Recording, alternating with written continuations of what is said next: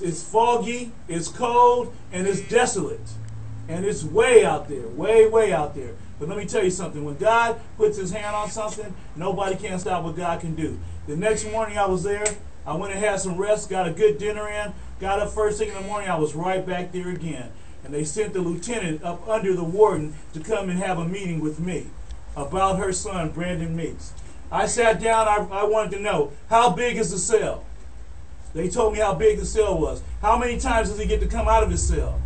Because he has a right to come out of his cell, and he has to have time on the yard like anybody else. They told me that. Everything I wanted to know, they told me, and I took notes and I wrote it all down.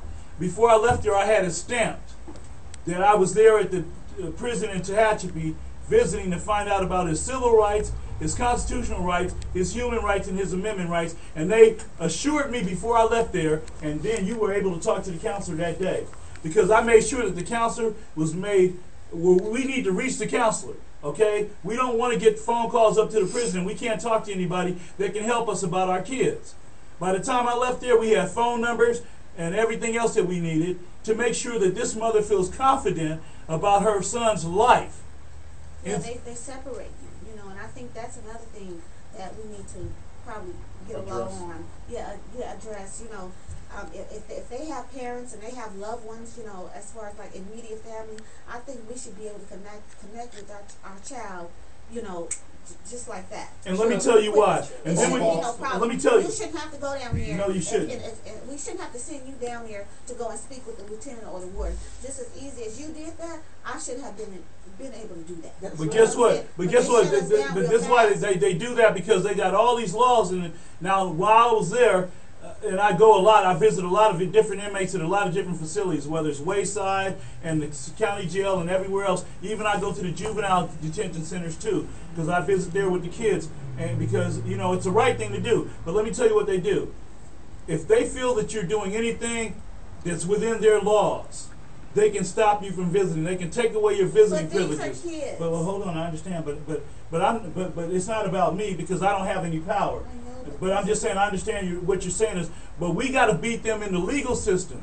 We got to. The only way we can beat them is if we go to the legal system. We can't beat them just on our own by myself. I can't do it by myself. But we together, we can do it. Now I want to come over to you for a minute, because we're running out of time, and I got to go in a few minutes. But I know how you feel. No. But wait a minute. Wait, hold on. I want her to finish, but first I want to say this first. I love Trina. I've been knowing her for many, many years. And I will do anything for Trina. But I want to come up with solutions right now. Right. We need solutions to these problems. We could talk all day. But action is when I got in the car and started driving. When I went and faced the man. And trust me, they did not like me. I want you to know that. They did not like telling me what I asked them. They did not like Martin Luther King fighting for a civil rights bill. They did not like Malcolm X saying by any means necessary. They did not like the fact that Medgar Evers fought for civil rights either. But let me tell you something. Somebody got to carry the torch. Somebody got to get the job done. We just can't let the dirt get out on the floor and not clean it up. If we see a mess, we got to clean it up. Just like the Republicans pushed the car in the ditch, on this situation, the car's in the ditch with the judicial system. And we can't give them the keys to drive. We got to drive. And we got to drive forward. And we have to press on for justice. I just want to get you on real quick. Your son is in Pelican Bay State Prison. And how old is your son? He's 20, but he went in at the age of 15. He got 29 years with 85% with 14 months credit. His charge was aiding and abetting.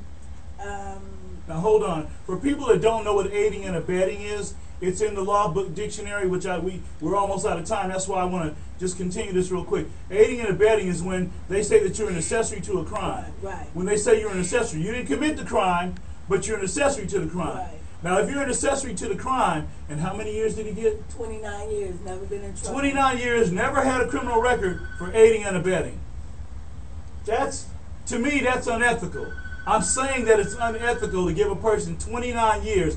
How many men have you seen that they have said, I'm sorry, we checked your DNA, you're not the person that did it, but since you did 20 years in jail, we're going to let you out and we're going to give you a check.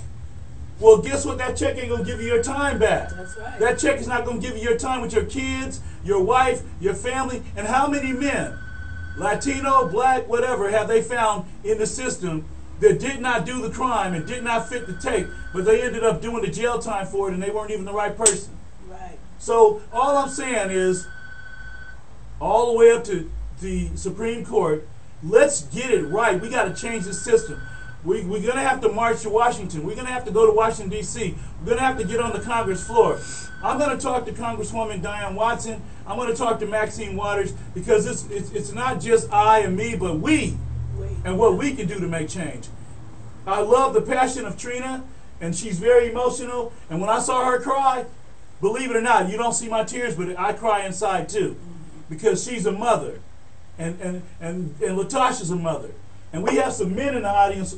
Miss Cage, I'm sure you're a mother too, right? And we need we need our children.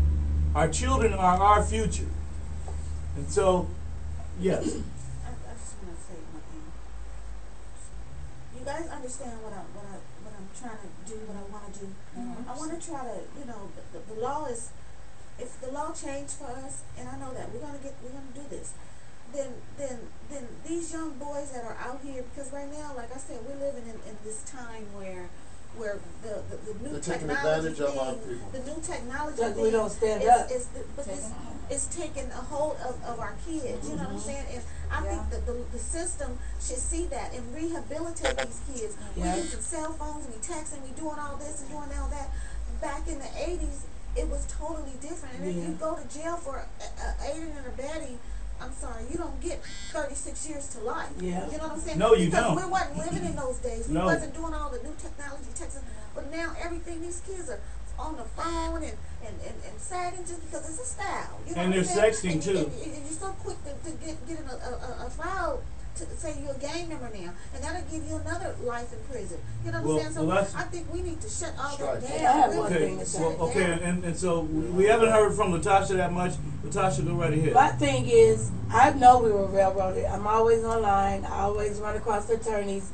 They hear the story. If you don't have money to fight, you at the bottom of the floor. That's half the battle. And then my son was sentenced out of Torrance. So everybody I Oh, go to, Lord, Torrance. as soon as I say Torrance, they be like, well, what do you Oh, expect? Torrance. Oh, I don't God. feel that's right. I feel the law is the law. No matter where you were sentenced, the law is the law. And it Excuse me. I know we were railroad. The boys was gang allegations, and neither one of them was an 18-year-old involved. Neither one of them ever been in trouble. The 18-year-old was put in the gang file before being convicted. Exactly. You can ask a 3-year-old in Los Angeles, California, how do you describe a gang member without even being a gang member? Anybody tell you the same thing. Exactly. They put a black officer on the stand. He describes how you detect a gang person. Oh, he's supposed to be a gang expert, right? Right. But he's not a gang expert. And the judge asked me, have you ever had any encounter with these boys? No. So instantly, just because you describe a gang member, they get, accused of it. So to me, they were convicted before proven guilty. And we were railroaded. I'm going to take it to my grave. I'm going to always ask for help for my son. My son was a special ed kid. I have an IEPs. We started off with a paid attorney before going over to adult court. He went civil on us. Then we get a public defender. She said it's a conflict of interest of a third kid we never heard nothing else about. Never was in the picture. Then we get a state appointed that wasn't shit. Excuse my French, but he did not help us out at all. He dogged us out. I kept saying, don't give my son life. He did not, even officers tell us, the time don't fit the crime. But we don't have money to fight. I'm low income, but I'm living. At the end of the day, I'm going to pray on it. I cry like Trina, but I'm tired of crying. I have more kids in the home. All I could do is pray. Okay, well now you can see the passion on this show. Now hold on. Let's top it up. You see the passion. You see the passion on the show right here? That's why I keep telling you there's no smoking guns on the Los Angeles Civil Rights Association Speaks Out. We talk about the real deal Holyfield. Now look, the work that needs to be done is going to get done, because I'm going to talk to the powers that be. I mean, just yesterday, we were like only a handshake away from President Obama. So I'm sure that President Obama, it was something that the mayor said, Mayor Antonio Villaraigosa said yesterday, when the Republicans were in the White House. You okay? Mm-hmm. God bless you. I mean, God bless you. Thank you. This is real talk, you guys. This is real talk. 'Cause I Real know we talk. was railroads. Now, yesterday, Antonio Viragosa said when the Republicans were in the White House, we are going to work it out. He was never invited to the White House. But since Obama's in the White House, now he goes there with his ideas. Well, since Obama's in the White House, if a man can go there and sit down and have a beer with the president, I'm sure I could take some mothers to the White House and sit down with the president and his wife and talk about this problem in the judicial system and have you guys come on the Congress floor and get passionate like you're doing right now. What y'all think about that? Now look, I'm really running out of time, and let me tell you something. The best is yet to come. We have to go right into our segment about Mr. Michael Joseph Jackson, Corey Grant, who was killed at the BART station, Henry, who was just recently shot in New York City. These police are out of control, and they need to be rehabilitated, revitalized, and rejuvenated. They also need to be retrained and re-educated. We've had so many officers mistreat people in the city of Torrance. Even Pastor Taylor, who was driving his car with his kid in Torrance, can tell you, because we marched on Torrance. We had a press conference in Torrance, because I got to be honest with you, in Torrance, it's racist. Yeah. You don't have a jury of your peers in Torrance. I've never seen in all, and I got to say this, in 2010, an all Caucasian jury. Wow. I thought I was looking at the Tea Party. Yeah. I got to be honest. And speaking of the Tea Party, starting with Rand Paul, they do not, and they make it clear. They make it really clear. We don't like you. Okay? And I'm not mad at the Tea Party, but I don't support the Tea Party at all. I don't support what the Republicans want to do. We don't want to be thrown up under the bus. We don't want to be ran over. But I respect Lady Cage because she is on the show running for an office. Now, what office are you running for? 47th Assembly District, which is South Los Angeles, Culver City, portions of Wilshire Boulevard. It encompasses UCLA and Ladera Heights, Crenshaw Boulevard, the Crenshaw District,